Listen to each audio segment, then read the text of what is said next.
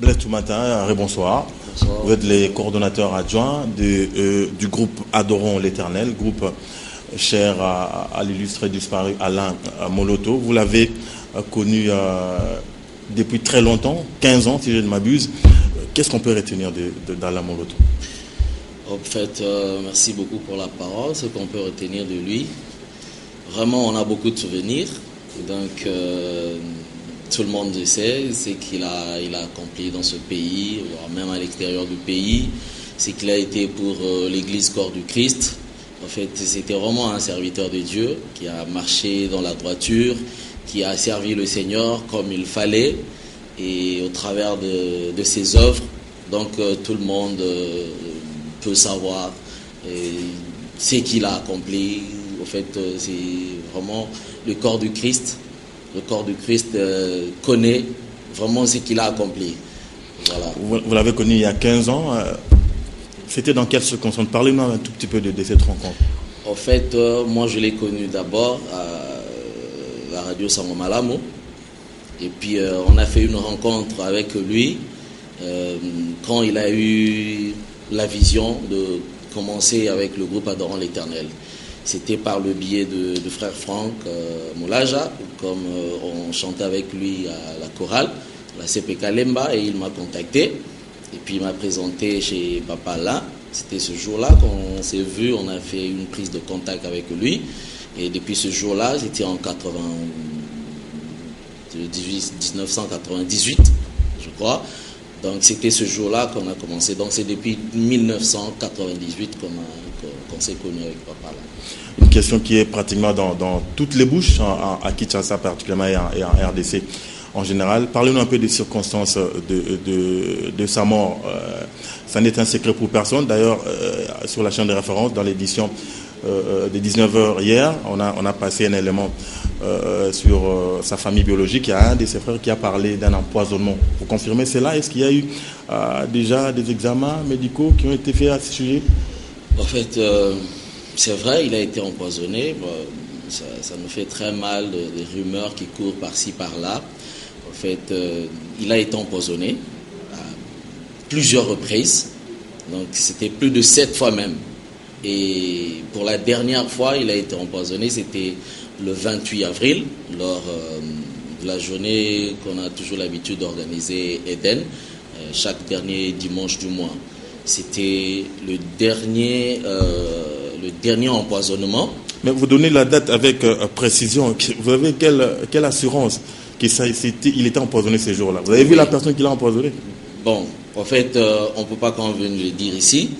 Mais en fait, ce jour-là, parce qu'il a chassé des gens juste qui étaient à ses côtés. Il a quand même suspecté les gens. C'était ce jour-là même qu'il a pressenti qu'il y a eu quelqu'un qui l'avait empoisonné. C'est juste après cela, et son médecin avait contacté, on avait constaté qu'il y avait encore une dose de poison qui s'est augmentée ce jour-là. C'est terrible. Les obsèques sont organisées comment actuellement, où se tient la veille mortuaire?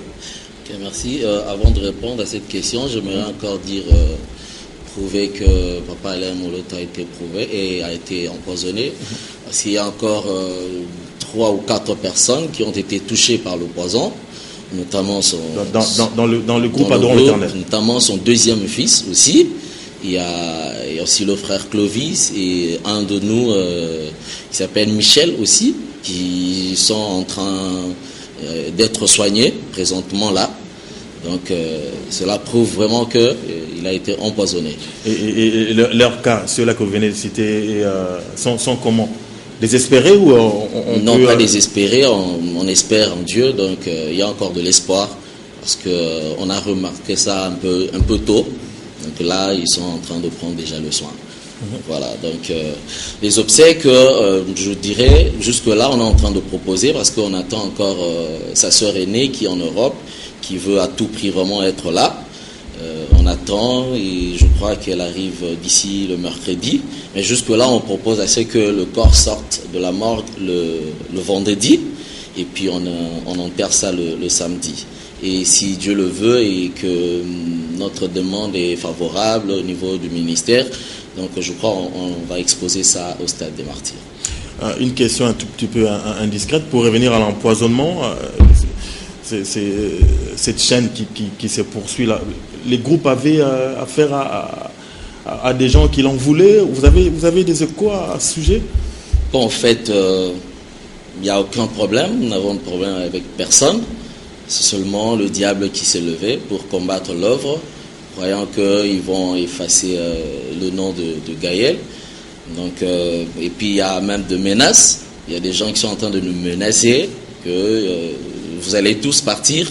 Mais bon, en fait, si c'est dans le plan de Dieu que tout le monde parte, nous partirons. Mais si c'est dans le plan des hommes, je leur assure qu'ils échoueront. Donc, le groupe n'a de problème avec personne. Là, vraiment, je vous rassure. Vous êtes intact, pas de problème pour vous? Intact, pas de problème avec Gloire à Dieu. personne.